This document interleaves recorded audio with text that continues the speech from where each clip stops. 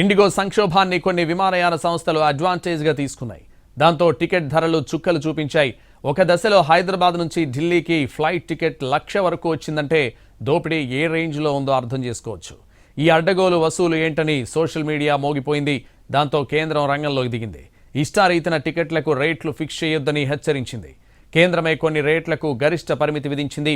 500 కిలోమీటర్ల వరకు గరిష్టంగా 7,500 రూపాయలు, 500 కిలోమీటర్ల నుంచి 1000 కిలోమీటర్ల వరకు ఛార్జ్ 12,000 రూపాయలు, 1000 కిలోమీటర్ల నుంచి 1,500 కిలోమీటర్ల వరకు గరిష్ట ఛార్జ్ 15,000.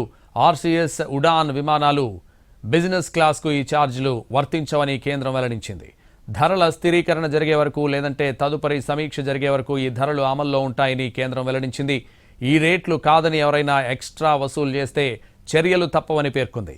ఎయిర్లైన్స్, ట్రావెల్ ప్లాట్ఫామ్లపై ప్రభుత్వం పూర్తి స్థాయిలో దృష్టి పెట్టడంతో ఎప్పటికప్పుడు ధరలపై పర్యవేక్షణ ఉంటుందని అధికారులు వెల్లడించారు. కరోనా సమయంలోనూ కేంద్రం ఇలా ధరల పరిమితిని విధించింది.